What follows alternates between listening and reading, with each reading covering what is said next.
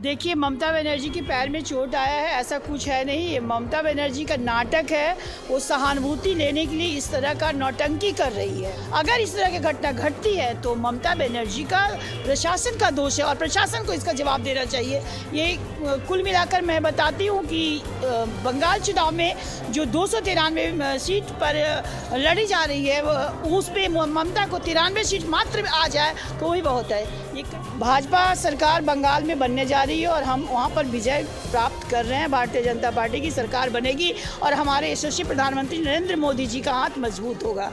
नमस्कार, मैं अमन और आप देख रहे हैं न्यूज़ फॉर नेशन। बंगाल की मुख्यमंत्री ममता बनर्जी चोटिल हुई है, उनके पैर में चोट है, जिसके बाद लगातार विपक्ष है जो उन पर सवाल उठा रहे तो वो नौटंकी कर रहे हैं। इस वक्त हमारे साथ बात करने के लिए भाजपा के प्रदेश मंत्री है डॉक्टर पूनम शर्मा, उनसे बातचीत करेंगे, जानने की कोशिश करें क्या कुछ कहेंगे आप लोग। ममता बनर्जी की पैर में चोट आई है, क्या कुछ लगता है? देखिए, ममता बनर्जी के पैर में चोट आया है ऐसा कुछ है नहीं। ये ममता बनर्जी का नाटक है। वो सहानुभूति लेने के लिए इस तरह का नौटंकी कर रही है। ममता बनर्जी अपने आप में एक अजीब तरह की शख्स है जो हर पल ये सोचती है कि हम अपने किसी न किसी तरीके से, आप सोचिए कि जिस ममता बनर्जी के प्रोटोकॉल में सिक्योरिटी में 300 पुलिस लगी रहती है, वहाँ पर किस तरह से इस तरह का घटना घटेगा। अगर इस तरह की घटना घटती है तो ममता बनर्जी का प्रशासन का दोष है और प्रशासन को इसका जवाब देना चाहिए। ये कुल मिलाकर मैं बताती हूँ कि बंगाल चुनाव में जो 293 सीट पर लड़ी जा रही है उस पे ममता को 93 सीट मात्र आ जाए तो वही बहुत है। ये कहीं से भी नहीं लगता है कि ये हमारे भारतीय जनता पार्टी को पार देने के सक्षम है। क्या देश के प्रधानमंत्री नरेंद्र मोदी प्रचार प्रसार के लिए जाते हैं, उसके बाद इस तरह का होता है, ममता दीदी को चोट लगता है और जिसके बाद वो अस्पताल में भर्ती है, क्या कुछ लगता है आप लोग को?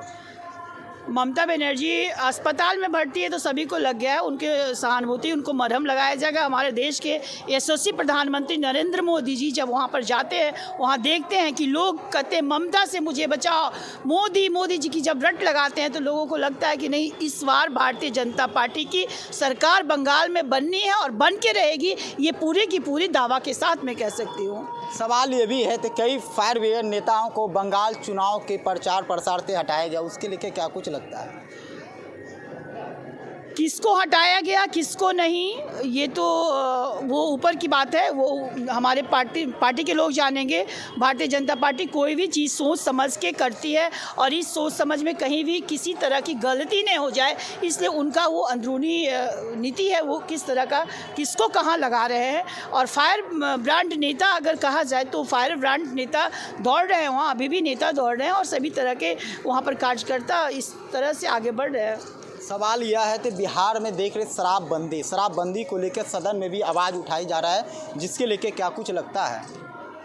बिहार में शराबबंदी तो सचमुच में जैसा कि कभी कभी हम लोग को भी अफसोस होता है कि इतना बढ़िया सरकार की नीति शराबबंदी थी। नीतीश सरकार के साथ भारतीय जनता पार्टी हमेशा साथ रह करके इसका पुरजोर स्वागत किया था, लेकिन जहाँ तहाँ हमें भी सुनने को आता है, हम सभी जानते हैं और लगता है कि कहीं न कहीं कुछ कमी है शराबबंदी के नाम पे। लेकिन नीतीश सरकार बहुत हद तक काम कर रही है, प्रशासन अलर्ट है, कहीं किसी भी तरह की अगर गलती हो रही है तो उसे देखा जा रहा है और निरंतर पूर्णतः शराबबंदी हो, ये हम सभी महिलाओं के लिए एक वरदान है। तो क्या लगता है इस बार बंगाल में आप लोग किस तरह का विजय लीजिएगा? क्या भाजपा रहेगी?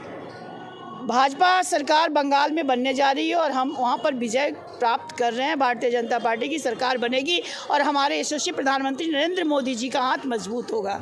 देखिए, आज हमारे लिए हिंदू के लिए बहुत बड़ा महाशिवरात्रि का आज त्यौहार है, पूरे देश में मनाया जा रहा है और बिहार में खास करके महाशिवरात्रि का त्यौहार बहुत ही धूमधाम से मनाया जाता है। मैं अपनी तरफ से तमाम महिलाओं की तरफ से, भारतीय जनता पार्टी की तरफ से पूरे देशवासियों को, बिहार वासियों को मैं महाशिवरात्रि के अवसर पर शुभकामना देती हूँ और मैं कहती हूँ कि हमें अपने संस्कार को जीवंत रखना होगा, हमें अपने हिंदुत्व को जीवंत रखना होगा और अगर हम शिवरात्रि मनाना करना और पूजा पाठ करना और अपने संस्कार को नहीं बचा सकते हैं तो हम अपने आगे आने वाले पीढ़ी को नहीं बचा पाएंगे। इसलिए सभी लोग मिल करके शिवरात्रि मनाएं और अपने आप पे गर्व करें कि हम हिंदू हैं। धन्यवाद। तो आप देख रहे थे इनके द्वारा क्या कुछ कहा जाए। महाशिवरात्रि को लेकर भी बीजेपी की ओर से सभी लोगों को, देशवासियों को बधाई दिया गया। वहीं बंगाल चुनाव के लेकर भी इन्होंने साफ तौर पे कहा तो वहाँ बीजेपी का कमल खिलेगा, वहाँ पर देश के प्रधानमंत्री, और इन्होंने शराबबंदी को लेकर भी साफ तौर पे कहीं ना कहीं शराबबंदी को लेकर इन्होंने कहा थे आज हमारी सरकार है नीतीश कुमार के साथ, नहीं कहीं ना कहीं शराबबंदी की कुछ नज़र आती है। इस पर भी बड़ी कार्रवाई किया जाएगा। नवादा से न्यूज़ 4 नेशन के लिए अमन की रिपोर्ट।